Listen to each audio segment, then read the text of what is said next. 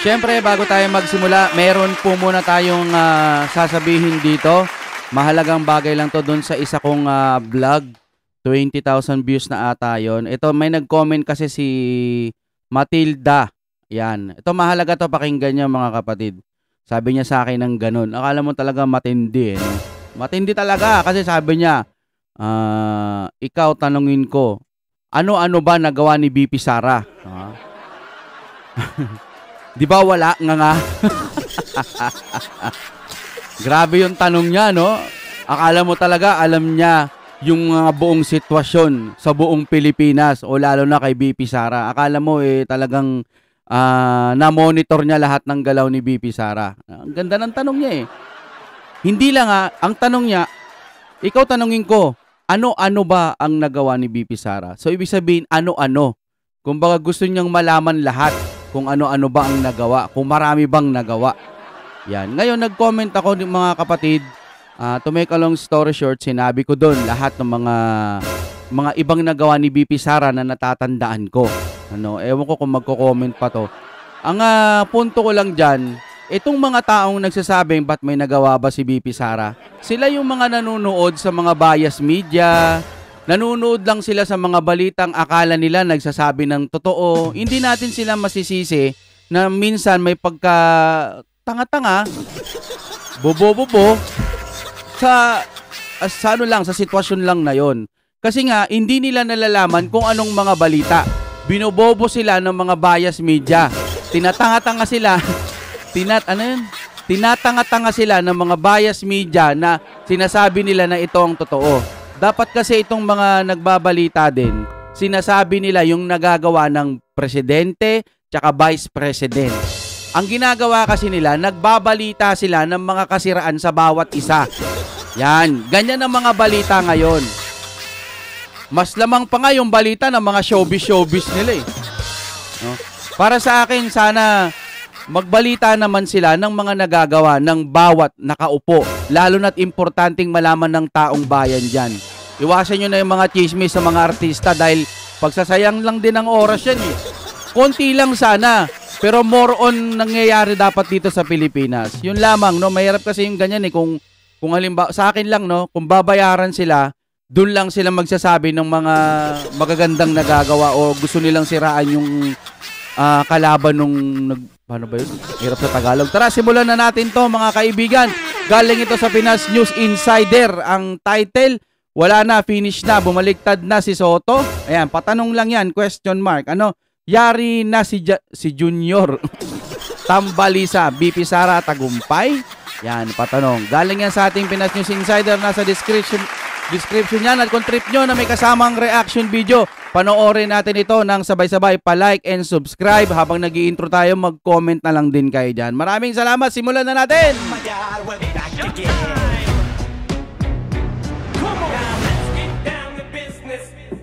Okay, i-play na natin mga kaibigan. Ito ang balita ngayon. Trending at pinag-uusapan ngayon sa mundo ng social media. Ang di umanay balitang mukhang sadyang isa-isa nang naglaglagan na tila kumalas at naglalabasan na magsalita ang nasa Senado at ilang mga bagong senador ngayon para di umano'y ilantad ang buong katotohanan laban sa kasinungalingan. Matapos manalo bilang bagong senador ang dating Senate President ng mataas na punungan na si Tito Soto III, tila may ibinunyag sa publiko na tila siyang sumapol ng katotohanan at kahiyan sa gobyernong Ngagba na dapat malaman ng taong bayan na siyang tila ayaw ipalabas ng bayarang media sa publiko. Gaano kaya ito katotoo mga kababayan? Ating alamin. Pero bago ang lahat, kung bago ka pa lamang sa aming channel, please huwag kalimutang mag-like, subscribe at click ang notification bell para mas maging updated ka pa lalo sa lahat pa ng bagong video na i-upload namin. At ito na nga mga kababayan, tila sinisisi ngayon ng campaign manager ng Bagong Pilipinas ni Marcos Jr. na si Congressman Chanco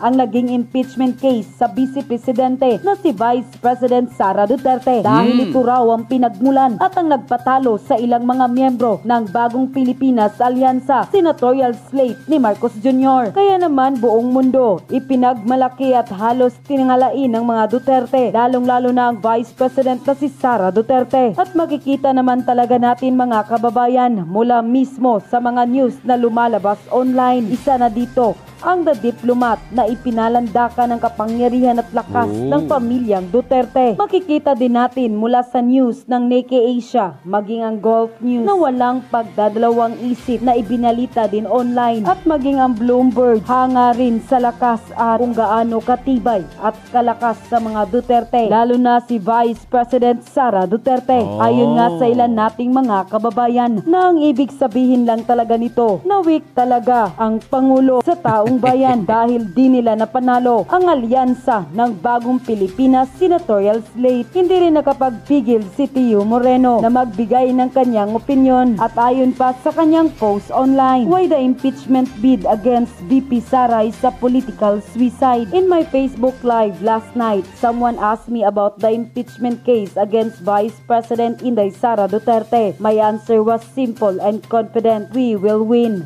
Here's why. Looking at the recent senatorial election result, 5 of the candidates endorsed by VP Sara won. That's 5 more potential votes to secure her acquittal in the Senate, where only 8 votes are needed to block conviction. These victories indicate that her influence remains strong, not just symbolically but numerically. Even Toby Tiangco, campaign manager of Alianza para sa Bagong Pilipinas, is pointing fingers. He blames Martin Romualdez for pushing the impeachment too aggressively and considers it a key reason why their coalition lost. He sees what many others do. Attacking VP Sara was a political miscalculation. Let's not forget, VP Sara Duterte won with 32 million votes, the highest ever recorded in the Philippine political history. These are real people, not trolls on fake accounts on Facebook or anonymous Reddit commenters. These are warm bodies who both campaign and mobilize, and they watching closely. This explains why recent WR Numero survey show growing support against VP Sara impeachment. People are pushing back. There are whispers that the Iglesia ni Cristo INC endorsed Bam Aquino because of the belief that he won't support VP Sara's impeachment. Whether or not that's confirmed, the numbers don't lie. Bam's vote count increased significantly, well beyond the traditional kakamping selling of 12 to 15 million, as reflected in previous results of Leni Robredo, Risa Hontiveros, and Kiko Pangilinan. That means he may have taped into a broader coalition, one that does not want Sara impeached. If Romualdez and Chis Escudero proceed with the impeachment trial, it will backfire badly. Senator judges who vote yes to impeach will face political consequences in 2028. Why? Because once you vote against the 32 million,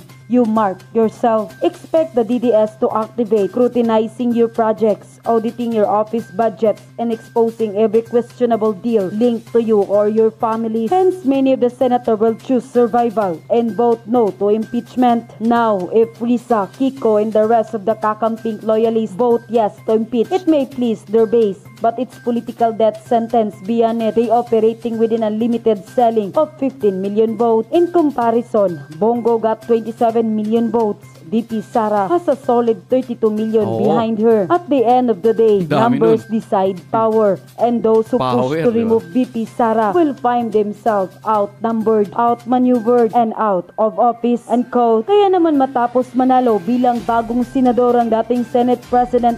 After po nito mga kapatid, no, papakita ko din yung mga nagawa ni VP Sara sa mga interesado dyan. Yung iba kasi bulag, no, ayaw nilang din nilang makita yung mga nagawa ni VP Sara. So sasabihin na lang nila, walang nagawa si VP Sara, no? Ang mataas na kapunungan na si Tito Soto III tila may binunyag sa publiko na tila siyang sumakol ng katotohanan at kahiyan sa gobyernong Ngagba na dapat malaman ng taong bayan na siyang tila ayaw ipalabas ng bayarang media sa publiko. Panoorin ang full video. Ang endorse ni Sara, ang dating niya ay sinasabi nila binibilang nila ro sa kabila. Hindi, kasi kami may mga kaibigan din kami. Ako, si Senator Lacson, puro kaibigan kami ni Digong eh.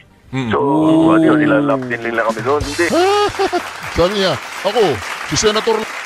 Paktay na, paktay. So, ibig sabihin, si Tito Sen Duterte, ano? Lacson. Tito Sen, alam naman natin, talagang pinagtanggol natin yung Itbulaga nung panahon na yan. Hindi naman natin sinusumbat yan dahil actually, kahit wala naman kaming mga vlogger, kayang-kaya nilang ipagtanggol ang TVJ. Ang sa atin lang, sinusuportahan talaga natin yan si Tito Sen. Ano? Tito Sen, ba't ka lang kasi kumampi dun sa kabila? Sana in-straight mo na kumampi ka na sa Duterte. Giganting kami ni Digong eh. Mga kareaksyon, para nakakaramdam na po ako dito na maaga yatang bumabaliktad si Senator Tito Soto. Correct, pero sa dapat totoo lang. Talagang kaibigan siya ni Digong. Kaibigan sila ni Digong. Si Senator Pampilo Lacson, tsaka ni Senator Tito Soto. Pero hindi sila kaibigan ni Bongbong Marcos. Kaya dito mga kareaksyon, napakaganda po ng pag-uusapan natin ngayon ha. Si Senator Tito Soto ay handa na naman daw maging Senate President kung siya ay iboboto ng 13. Pwede naman kasi wala namang problema kay Tito Sen eh. Pero para sa akin, mas prepare ko si Marcoleta. Yan. Kaya si Bongo. Yan. Okay lang din si Tito Sen. Okay. At itong si Senator Pampilo Lacson, mga kareaksyon, para yatang nagpapahiwatig na parang sa impeachment ni BP Sara ayon daw sa sa ebidensya yan. Wala silang agenda, mga kareaksyon. So ibig sabihin, kung walang matitibay na ebidensya, maaring pumabor po si Ping Lacson sa mga Duterte. No? Kung hilaw na hilaw. No? Hindi sila mauutusan ni Bongbong Marcos. Correct. Ginamit lang talaga si Bongbong Marcos para magkaroon ng makinarya. Para makaikot sa buong Pilipinas ng libre, ganun ba? Pwede. No? Pwede. Nararamdaman na po natin ang tunay na kulay ni Senator Tito Soto at ni Senator Pampilo Lacson dahil kaibigan sila ni Digong. Tingnan natin muna how the impeachment trial goes. It will push through. Kasi mayroon tayong usapin dyan na may usapin dyan na matutuloy ba? Kasi sigurado may magpepetisyon dahil there are two conflicting rules right now on the impeachment. Ako. Alam mo, kung ako kay President BBM, kung ako sa kanya, siya na gumawa ng kapangyarihan na itigil na yung impeachment na yan. Ano ba? Makakatulong ba talaga yan sa Pilipinas? Seryoso? Para yata hindi matutuloy yung impeachment. Hoy, Tamba! Para yata hindi matutuloy yung impeachment, Tamba. Tamba! Aray. Impeachment. Para nagpapalipad na ng salita si Senator Tito Soto na parang, alam niyo si Senator Tito Soto. Tamba, makinig ka. BBM, makinig ka. Alam mo si Senator Tito Soto tsaka si Senator Pampilo Lacson. Mga yan, mga tinatawag nating think tank yan, hindi basta-basta nagpapatangay sa mga bangag. Akala nyo lang, nakaalyado nyo yung mga yan. Do you guys know who this person is? Kilala nyo yan? Kung sino yan? Ano yan? Hi, Diyos ko Lord. Okay. Wait. Hi, chat view. Sino Si Tio Moreno. Gwapa ha. Gwapa no? Walang... Pagdating sa personal, Diyos ko Lord. Ay, basta guys, kung hindi kayo Bisaya, i-search nyo yung Tabili. Tabili. Tabili. Ako na lang mag-search nyo. Anong Tabili? Wag na lang, kayo na lang mag-search.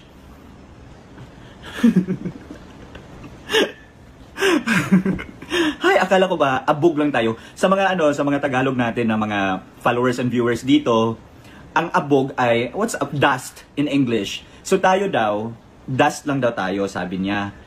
Ako, hindi ko rin matatawag na dust lang siya or abog. Lapok siya, guys, lapok. Sino? Okay mga kapatid, dumako na lang muna tayo dun sa sinasabi kong mga nagawa po ni BP Sara, no? Para po maisampal natin sa mga nagsasabi na walang nagawa si BP Sara. Kapag may nagtanong sa inyo ano bang nagawa ni BP Sara, tawanan nyo lang po. Kasi ganun sila katanga. Actually, kahit sabihin mong may nagawa sila, hindi nila papakinggan.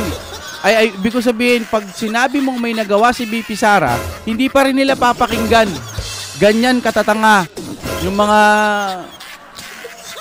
sarado ang utak, sarado ang isip, sarado ang puso. Basta gusto nila, bida-bida sila dun sa mga tanong nila. Ha? Okay, tingnan natin ha. Ayaw ng visual eh. So, pakinggan na lang natin ng audio. Yan, saan ba yun? Garcia, kung saan sinuntok niya ang isang court siya na nagpatunog ng pangalan kay Sara sa unang termino nito bilang mayor ay nang mas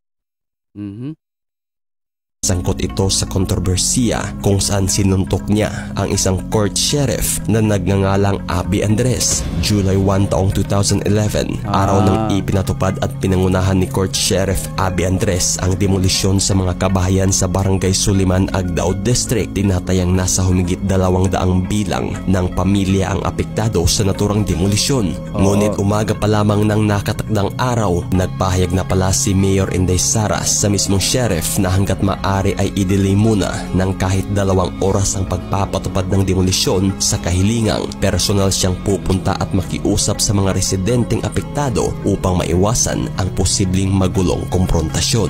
Ngunit sadyang binaliwala ito ng sheriff at itinuloy ang naturang demolisyon, bagay na dito pumutok si BP Sara, no? Yung about sa sinuntok niya yung sheriff na siya namang pinagsasabi ng mga nila Castro, no, pinapasama. But kahit alam na nila kung bakit ginawa yun ni BP Sara, hindi nila ibinalita yun.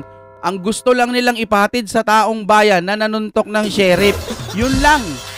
Pero yung dahilan kung bakit, hindi nila sasabihin. Kasi gusto nilang pasamain ang imahe ni BP Sara. Ngayon naman ikaw, kung talagang wala ka ring utak, wala kang pag-iisip, no, paniniwalaan mo na lang to. Hindi ba magtatanong sa isip nyo, bakit kaya sinuntok yun ni BP Sara? Ano yun? Pumunta lang siya doon, tapos sinuntok niya. Wala lang, gusto ko lang man-trip. Ganun ba yun? Hindi ho ganun yun. May dahilan. Personal sana siyang pupunta, i-delay muna yung demolition. Gusto niyang mismo si BP Sara ang makikiusap. Malay mo, nung time na yon, pwedeng mag-promise siya na ganito na lang yung gagawin natin, mas magandang relocation, etc. Tas magandang trabaho, ganyan. Ang problema ni sheriff, talagang mismong umano siya. Nagbida-bida. O di nasuntok siya nung pagdating. Sabi ko sa'yo, i-delay mo muna eh. O di nasuntok ka. Tapos ngayon, syempre, yung mga tao natuwa, nagpalakpakan ata sila doon. O parang pakiramdam ng mga tao, pinagtatanggol sila ni BP Sara. Noong mga time na yun, syempre, nagkausap na. To make a long story short, gusto ni BP Sara, pakiusapan muna yung mga tao. Ito bida-bida eh. Diba? Ganun ho yung nangyari. O sige, ituloy naman natin ang susunod. Nagresulta nga ito sa pagsiklab ng gulo sa pagitan ng mga demolition team at residente. At ilang oras nga ang lumipas, nakarating na si Inday Sara sa mismong demolition area at sinabi na ang naturang paghiling niya ng ilang oras na pagpapaliban ay hindi lamang para makausap ng personal ang mga apektadong residente, kundi para na rin makuha ng abogado ng mga ito ang ruling ng Court of Appeal sa kanilang inihaing motion. Ngunit tila pinalagpas lamang ni Court Sheriff Abby Andres sa kabilang tenga ang mga naging pakiusap ni Inday Sara, kung kaya't dito na uminit lalo ang mayora, kung saan kaagad nitong ipinahanap si Andres at nang makaharap na nga niya ito ay walang pag-alinlang sinuntok ni Inday si Andres na diretsong nasapul ang muka ng 4 na beses. Dahilan na mas lalo pang uminit ang tensyon sa naturang demolition area. Ayon kay Inday Sara, na isa sa talagang nagpainit sa kanyang ulo ay ang kawalang konsiderasyon ng naturang court sheriff sa kanyang kahilinging 2 oras na pagpapaliban. Saad pa ni Sara, hindi ko naman po sinasabi na huwag mag-demolition. Ang sinasabi ko lang sa sheriff, antayin mo ako para hindi magkagulo at maayos yung demolition mo. What is 2 hours for him to execute properly his demolition? I am here to assist him and to assist the people.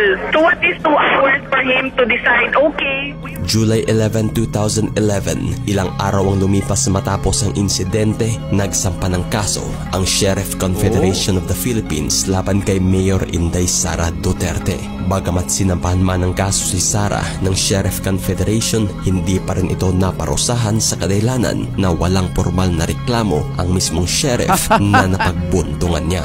At matapos nga ang halos 1 taon nang mangyari ang insidente, nagpahayag si Inday Sara ng paumanhin o public apology kay Sheriff Abby Andres at sa pamilya nito.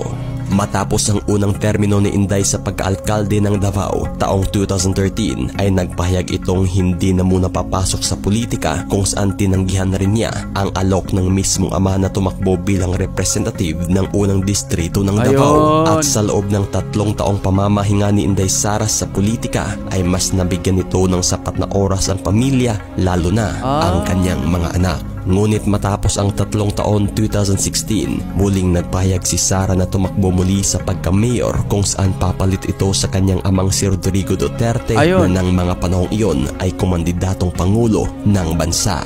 Bagay na talagang nagwagi ang mag-amang Duterte sa bawat posisyong kanilang tinakbuhan. February 23 taong 2018 nang bumuo ng sariling regional party si Mayor Inday Sara na pinangalan ng Hugpong ng Pagbabago na kalaunay July 4 taong 2018 inaprobahan ito. Taong 2019 nang muling ma-re-elect si Inday Sara sa pagka-mayor na talagang makikita ang naturang kagalingan nito sa pagsiserbisyo sa kanyang mga kababayan na umani lang naman ng 93% approval rating sa naturang independent survey ng RP Mission and Development Foundation, kung saan nalagpasan nito. Grabe, 93%. Almost 100%. Ang pinakamataas na approval rating ng kanyang ama bilang mayor na nasa 86% lamang. At sa naturang second straight terms ni Sara, itinatag nito ang programang Biyaheng Duterte na tumutugon sa proyekto ng mga sektor. Isa sa mga prioridad nito ay ang edukasyon, kalusugan, poverty alleviation, infrastructure development, solid waste management and environment, agriculture, investment and tourism, traffic and transport, disaster risk reduction and management, at ang naturang peace and order. At sa mismong pagpasok ng 2022 Philippine Presidential Election, naging pinakapaboritong politiko ng karamihan si Inday Sara na inaasahang papalit sa posisyon ng kanyang ama na si Pangulong Rodrigo Duterte. Ngunit early 2021 ay tila may pag-alinlangan pa si Inday Sara na tumakbo sa national position, ngunit kagaya ng nangyari sa kanyang ama, kung saan taong bayan na nagpahiwatig ng suporta ang talagang nagtulak sa kanya na tumakbo bilang presidente. Ngunit sa mismong filing ng kandidatura noong November 13 taong 2021, naghain ng kandidasiya si Inday Sara sa national position, ngunit hindi bilang pangulo kundi bilang pangalawang pangulo. Ayon pa ni Inday Sara na si Senator Amy Marcos pa talaga umano ang isa sa nagtulak at nakapagkumbinsi sa kanya na tumakbo sa naturang posisyon. At kalaunan nga'y inadap at inendorso si Inday ng Partido Federal ng Pilipinas bilang running mate ni Bongbong Marcos sa pagkapangulo, kung saan binansagan ang kanilang alyansa bilang Uniteam. Ang naturang tambalang Marcos Duterte sa naturang 2022 presidential election ay ang masasabing pinakamalakas na tambalan sa kasaysayan. Parehong naipanalo ng Marcos Duterte ang kanilang posisyon, kung saan naitala ni Inday Sara ang pinakamalaking boto na umabot ng 32,208,417 na may 22 million margin laban sa sinasabing closest rival niya na si Senator Francis Panghilinan. At sa mismong pag-upo nga ni Inday Sara bilang Vice Presidente, kaagad itong nag-establisa ng mga satellite offices for the Office of the Vice President sa mga pangunahing lugar, kagaya na lamang ng Cebu City, Dagupan, Davao City, Tacloban, Tandag at Zamboanga City. August 3, 2022 naman ng diba? Ito yung mga nagawa na hindi nakikita ng mga nagtatanong lang kung may nagawa ang VP Sara Duterte. Marami pa yan, mga kapatid. Yung iba ata baka hindi na naisama rito. Usad ni Sara ang tinatawag na libreng sakay program, libreng kung sakay. saan nagbibigay ito ng libreng sakay during peak hours sa lugar ng Metro Manila, Bacolod, Cebu City at Davao City. Kita mo? October 9 taong 2022 naman nang inilunsad ni Sara ang tinatawag na kalusugan food trucks sa mga piling lugar sa bansa. Ito'y upang tugunan ang malnutrisyon sa mga batang mag-aaral. At mula nga July taong 2000, isipin mo na lang kung nabigyan pa si VP Sara ng budget, bilyon na budget sana. Mas marami pa sanang matutulungan. Kaso ang ginawa nila, dinungisan po nila yung pangalan ni VP Sara. Sayang, Marami pa sanang matutulungan eh. Yung apektado rito hindi si BP Sara, yung mga mamamayang Pilipino. Hanggang October taong 2023, ang mismong Office of the Vice President ay nakapagbigay na ng 1.2 billion worth of medical assistance sa 106,958 beneficiaries. Nakapagbigay rin ito ng 130.3 million pesos na halaga ng tulong sa 22,470 beneficiaries sa ilalim ng Burial Assistance Program. Sa mismong libreng sakay program ng OVP ay nakapagserbisyo na rin ito sa 523,263 commuters sa Metro Manila, 89,000 commuters sa Bacolod, 60,000 commuters sa Davao City at nasa halos 100,000 commuters na sa Cebu City. Ngayon, ang tanong ko, ito ba, ibinalita sa inyo? Ibinalita ba to ng mga bias media? Makikita mo lang to sa website po ng Office of the Vice President, sa page ng Vice President, tsaka sa Office of the Vice President na page din sa Facebook. Ngayon, kung ikaw nanonood ka lang sa mga bias media, wala kang gagawin kundi tanungin si BP Sara anong nagawa ni BP Sara. Ngayon, ibalik natin, anong nagawa ba ni Bongbong Marcos dito sa Pilipinas? Paglipad sa ibang bansa, tapos pagdating dito may mga may mga investment, wala pa pala, promises pa lang pa pala yung mga yon. Yung flood control, anong nangyari? No? Wala naman eh. Salita siya ng salita ng SONA tapos nagbaha. Huwag nyo naman tatanga-tangahin yung mga sarili nyo. Minsan kapag nagsalita ako ng ganito, tanggapin nyo sa sarili nyo na minsan naging tanga kayo. Tapos sabihin nyo, ay ayoko nang maging tanga-tanga. Mas gusto ko na ngayon na pakinggan yung tama. Yung mga nagawa dapat nakikita ko. Kaysa magbulag-bulagan ka, magsip-sip-sip-sipan ka dyan na may nagawa yung kinakampihan mo, wala naman talaga. Yon ang mahirap sa inyo. Sarado ang utak nyo. Ako napakaswerte ko kahit papano. Hindi sa nagyayabang ako. Mas okay na binigyan akong ganitong pag-iisip. Pag may pagkakamali, tinatanggap ko. Sabihan ako na ako'y basta kahit anong masasakit. Kung talagang ganun ako, di tatanggapin ko. Ganun ako eh. Sinabi niya, ganun ako, okay. Bahala ka kung ganun gusto mong itawag sa akin. Di ako papapekto dun. Basta alam ko din sa sarili ko.